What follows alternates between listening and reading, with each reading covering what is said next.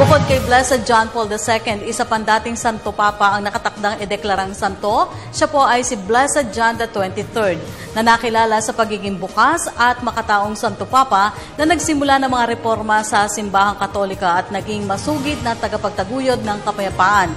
Higit pa nating kilalanin ang tinaguriang The Good Pope mula kay Benj. Higit sa pagiging pinuno ng simbahan, ang mga Santo Papa, instrumento ng mga pagbabagong gumuguhit ng kasaysayan. Dahil ang marami sa kanila, nakilala sa pagiging bukas at makatao, hindi lamang para sa mga Katoliko kundi maging sa iba at pananampalataya. Isa na rito si Pope John XXIII o Angelo Giuseppe Roncalli.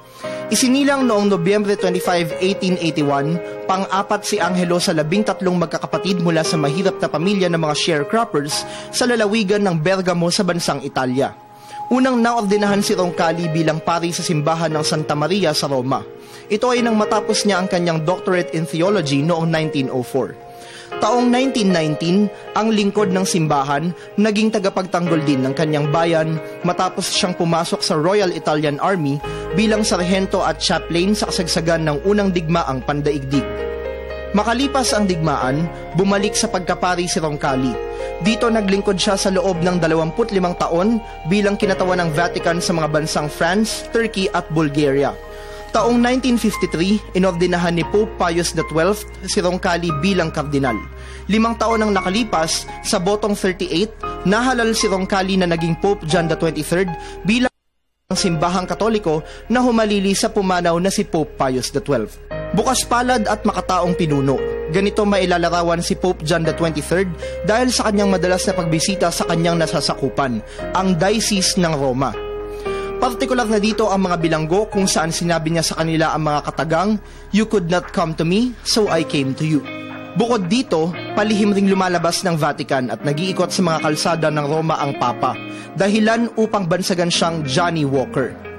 Masugid ring itinaguyod ng dating Santo Papa ang magandang ugnayan sa pagitan ng simbahang Katoliko at ng iba pang relihiyon. Ito ay sa pamamagitan ng ikalawang Vatican Ecumenical Council o Vatican II na kanyang ipinatawag kung saan kabilang sa mga dumalo ang mga kinatawan ng iba pang sekta ng Kristiyano.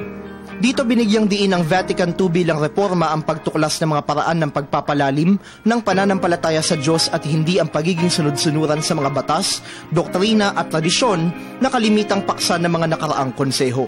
Bukod dito, simbolo rin ang dating Santo Papa ng pandaigdigang kapayapaan nang mamagitan siya sa nakaambang digmaang nuklear sa pagitan ng Amerika at Russia bunsod ng missile crisis sa Cuba noong 1962. Dahil dito, naging Person of the Year siya ng Time Magazine para sa naturang taon. Hunyo 3, 1963, nagtapos ang halos 5 taong pamumuno ng tinaguriang Good Pope John. Tuluyan nang umuwi sa piling ng Panginoon ng Santo Papa sa edad na 81 dahil sa stomach cancer. Para sa Telebisyon ng Bayan, Benj Bondo.